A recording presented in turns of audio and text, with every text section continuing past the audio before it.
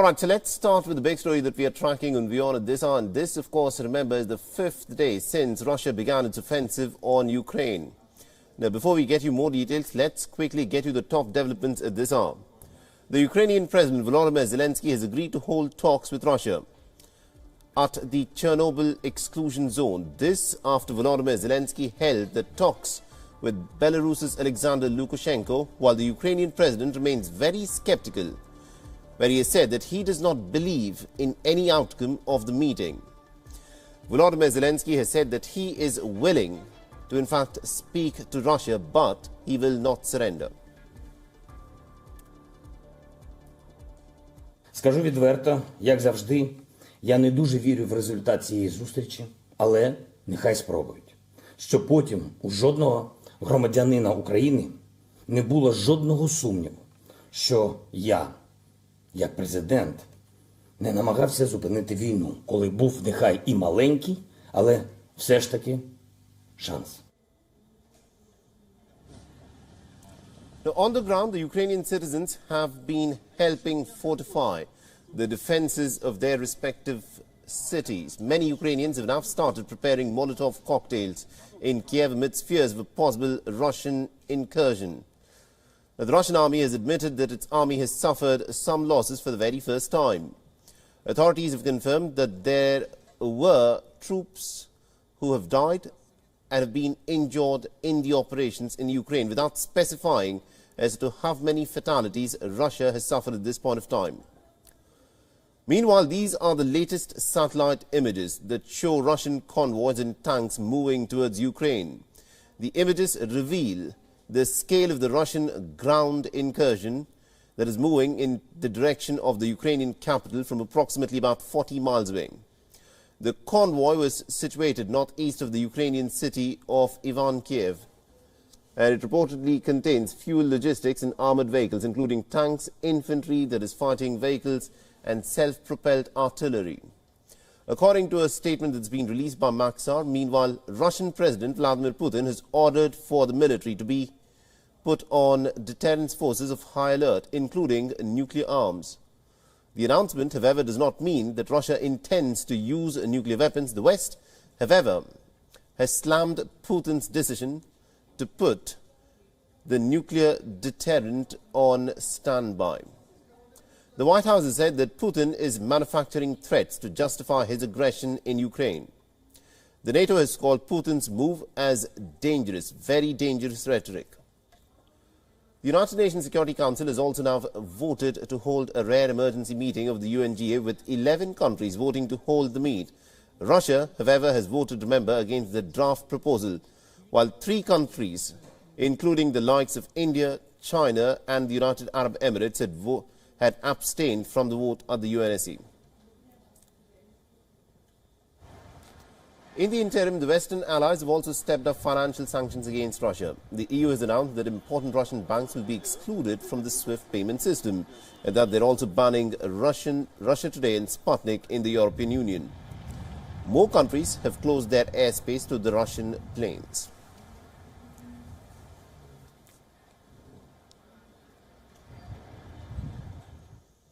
And after Russia further escalated tensions, the Western allies are stepping up a diplomatic campaign to try and isolate Moscow further. The United Nations Security Council has called for a rare emergency special session of the 193-member General Assembly on Russia's invasion into Ukraine today. First time in decades, it has called for an emergency special session in the General Assembly. The Council members who supported this resolution recognize that this is no ordinary moment.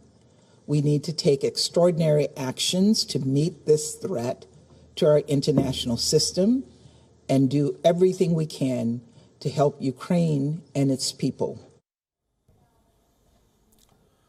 The vote by the 15-member council was procedural, so Russia could not wield its veto. Russia had voted no, while China, India and the United Arab Emirates had abstained once again. The rest of the 11 voted yes, and the move is the latest in a flurry of diplomacy at the United Nations headquarters in New York.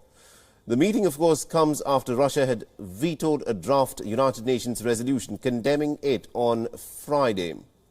And what is interesting is three countries, India, China and the United Arab Emirates, had chosen to abstain from voting for the proposal, while about 11 members voted for the proposal. The General Assembly is expected to vote on a similar resolution as soon as Wednesday, and no country has a veto in the General Assembly. India, though it abstained from voting, has reiterated its call for an immediate cessation of hostilities. It has also welcomed the talks between Russia and Ukraine at the Belarusian border. While the General Assembly resolutions are non-binding, they do carry a lot of political weight if a general resolution is passed. It also sent a clear signal to Russia that it is isolated with virtually no support for its invasion into Ukraine.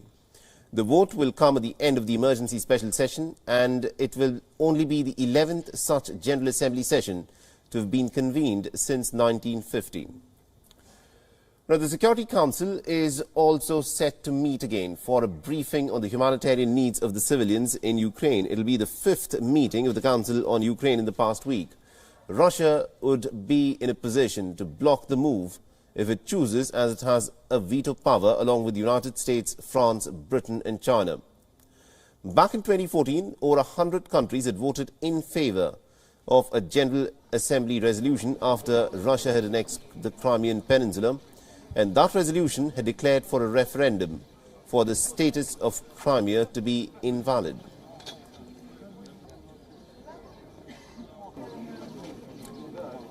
All right, now to give us more insights in terms of what is expected to happen at the United Nations, we are joined in by our correspondent Susan Tehrani, who's joining us live from New York. Susan, you've been tracking the developments very closely in terms of what they've happened at the United Nations. The vote that took place at the United Nations Security Council, because Russia has a veto and also because three countries chose to abstain from voting, of course, did not go through.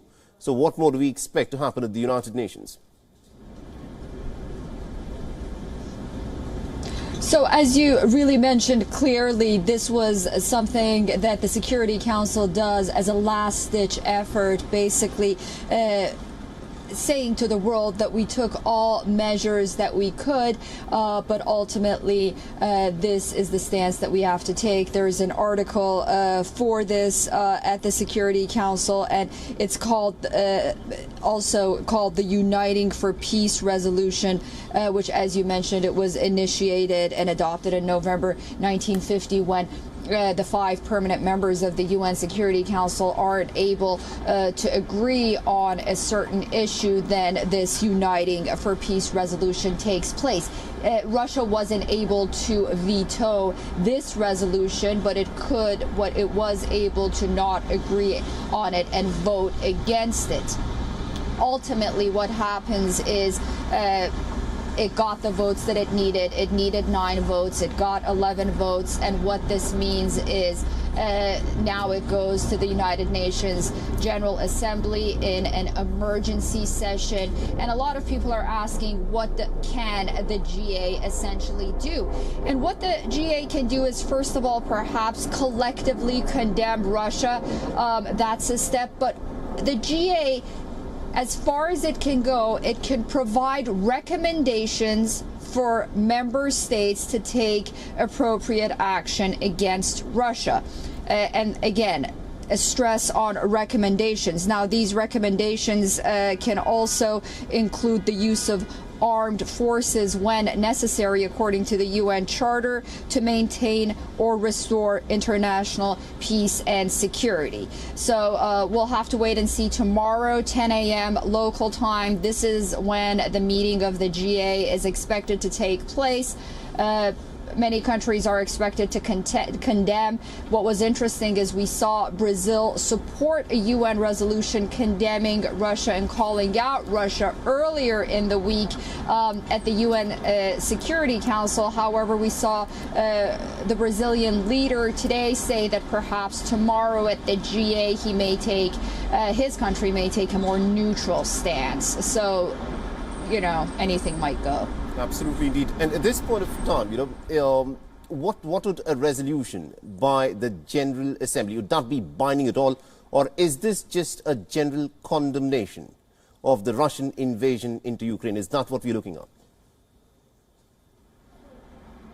Right, and that's the thing is, you know, they could come out with a resolution again, like 2014, for example. They came out and officially did not recognize Crimea as a part of Russian territory. They could it could have international condemnation, where in practicality that might not mean a lot, but you know, the international voice against it, you know, might pull some weight. Moving forward, they go on record, each country goes on record, and then when they go on record moving forward, if, for example, hypothetically, Russia does take over Ukraine, then those countries, because they're on record, they decide to see how they want to deal with Russia and Ukraine, you know, moving forward. But ultimately, tomorrow, what they can do is also, again, provide quote-unquote recommendations for countries on how to deal with Russia in providing and maintaining peace and security. So, you know, this is what they can do at this point. Absolutely. At this point of time, Susan, you've been tracking the story very closely at the United Nations. Have you heard any kind of murmurs or chatter at all? Because so far, all countries have been imposing sanctions, financial sanctions on Russia in their individual national capacity or as EU as a much larger one. But have we heard of any chatter at all about United Nations sanctions being imposed on Russia? No.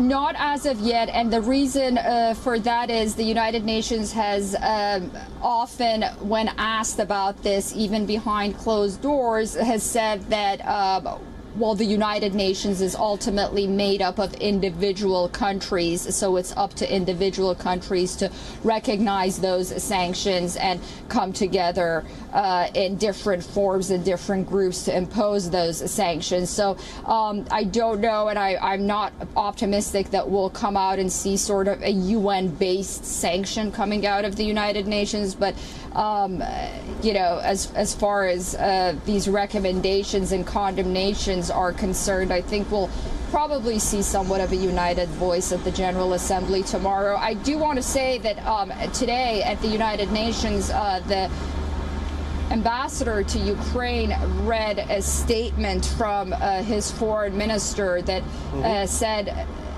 that while they're looking forward to peace talks with Russia, and they are looking forward to this meeting tomorrow by the General Assembly. But the Ukrainian foreign minister said, we are coming to the border, we are going to have these peace talks, but by no means don't expect any for us to give in to any of Russia's demands. So, you know, that was sort of something on the sidelines, and I think a lot of countries might be waiting to see what stance to take as these negotiations and dialogue move forward between Ukraine and Russia.